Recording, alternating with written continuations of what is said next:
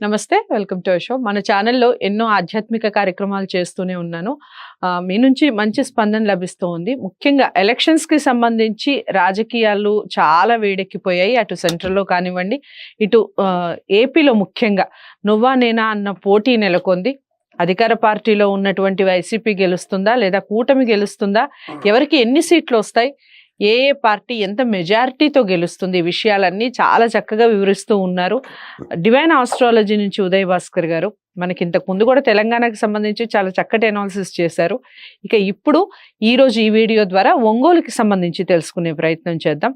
ఒంగోలులో పార్లమెంటు స్థానం ఎవరికి వస్తుంది, అలాగే పార్లమెంట్ స్థానంతో పాటుగా నియోజకవర్గాల వారీగా ఏ పార్టీకి ఎంత మెజారిటీ వస్తుంది, ఎవరు ఎన్ని సీట్లు కైవసం చేసుకోబోతున్నారు, ఈ విషయాలు తన మాటలో తెలుసుకుందాం. తప్పకుండా వీడియోకి సంబంధించి పూర్తిగా చూడండి, ఎక్కడా స్కిప్ చేయకుండా.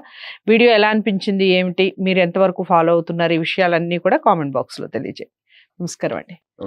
సో ఒంగోలుకి సంబంధించి పార్లమెంటు స్థానం ఎవరు కైవసం చేసుకుంటున్నారు, అలాగే అసెంబ్లీ స్థానాలకు వచ్చేసరికి ఎవరు ఎన్ని స్థానాలు గెలుచుకునే అవకాశం ఉంది, కూటమి అను అలాగే వైసీపీ? తప్పకుండా ఒంగోలు పార్లమెంటు 21,000 మెజార్టీతో వైసీపీ గెలుచుకునే అవకాశాలు ఉన్నాయి.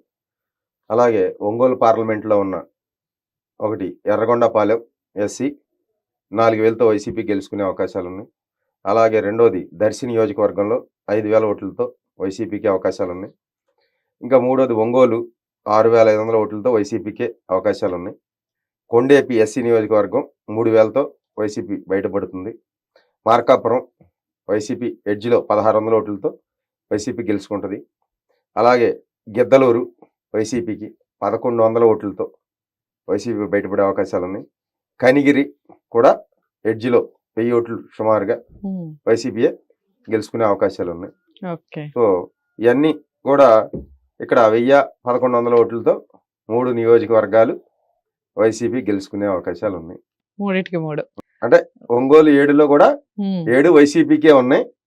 ఆ వైసీపీ అందుట్లో 7లో 3-4 1,100తోనే క్లీన్ స్వీప్ చేస్తుంది, గెలిచే అవకాశాలు ఉన్నాయి. రైట్.